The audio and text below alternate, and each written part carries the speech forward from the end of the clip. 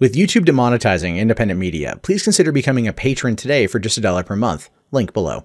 Hey, what's going on, everyone? My name is Matt Jarbo. This is $3 Theater, and apparently Netflix might be getting itself another comic book-based series.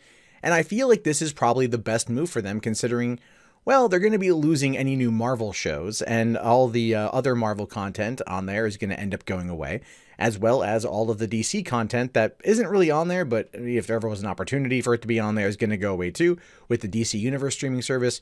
So they need something that's going to bring in comic book fans, and that could be this series, Locke Key. Now, it says here, after nearly a decade of false starts and crushed dreams, the Locke Key adaptation is finally coming to the small screen. The series has reportedly been picked up by Netflix, bringing the comic book adaptation's 8 years of development hell to an end. And that ultimately is like more of the story here, is the 8 years of development hell that this particular comic book has gone through to get to any kind of platform for people to watch it. And it's always interesting to go through these particular processes. Now, it says that Hill and Gabriel Rodriguez's acclaimed horror comic series had a rocky start. Initially developed as a pilot for Fox in 2011, the Locke Key had been picked up and dropped by countless writers and networks, with Hulu recently passing, but it looks like Netflix will come to the rescue. Now, The Hollywood Reporter says that Netflix is nearing a series order for the drama adaptation from showrunner Carlton Cuse. Now, Cuse, you may know him from Lost. So if you're a Lost fan out there, you might be going, ooh. But then again, if you're a Lost fan and you're like, ooh, the last season. So hope for a strong start. But it's going to be Netflix and not ABC, and not forcing the 21 episode season where they really have to stretch out the plot, which ultimately kills more shows than anything else. Now, the streaming service is reportedly in talks to license the rights for the IP and redevelop the drama with IDW Entertainment. It will be different from the Hulu pilot, which was helmed by IT director Andy Muschietti, which is something I really want to see, because I loved his work on IT, and I'd love to see how he would tackle this particular subject matter. Now, Locke Key is a horror fantasy series that follows three siblings who, along with their mother, move into their old family home in Maine after the brutal murder of their father. But they discover something sinister at work there, including a set of keys that can open doors to different dimensions, and a demon that will stop at nothing to obtain those keys. And so it isn't a full comic book series that ran from 2008 to 2013. So it does make sense in 2011 that they were going to end up trying to get it put onto either, TV or something, because that was right around the time, the MCU was getting full swing. That was the year of, of Captain America and Thor. And then like the next year after that was Avengers, and then Spider-Man, or the Amazing Spider-Man, and also The Dark Knight Rises. So there's a lot of comic book stuff going on at the time. And now we've kind of hit peak comic book time, and it makes sense. It really does make sense. Now, it says that the Netflix pickup comes 2 months after Hulu surprisingly passed on the pilot.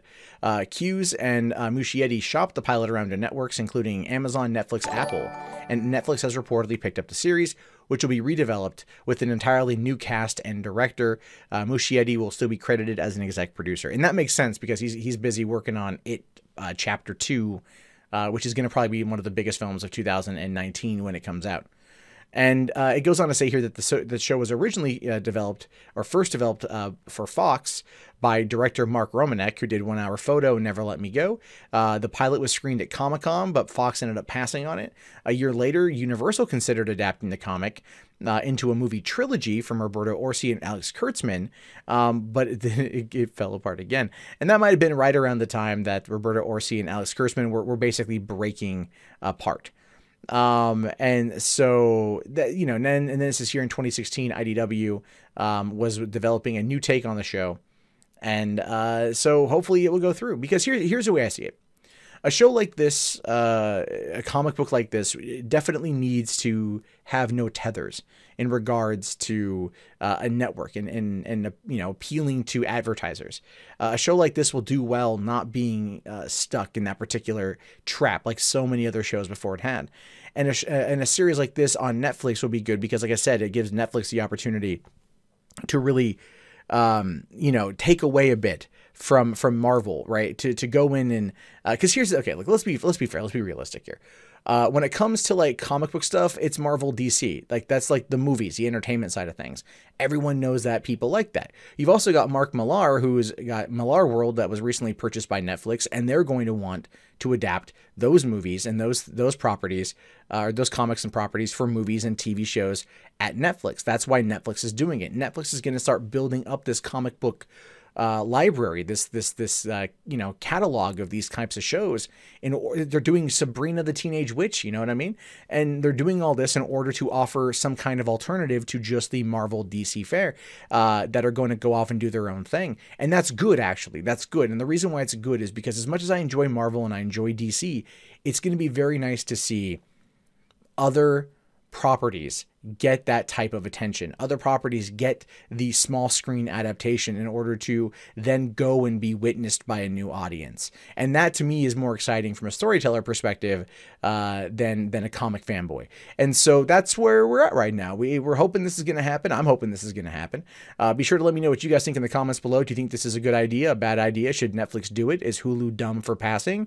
Or is this just another one of those comic books that needs to stay a comic book and cannot be properly adapted to the screen regardless of where you see it? These are things I want to know. Let me know in the comments. My name is, of course, Matt Jarbo, and if you guys haven't already, please thumbs up the video, subscribe to the channel. If you want to support it, the best way is through Patreon, patreon.com/mundanemat, and you know, just hang out and watch more content, which you can totally do right now.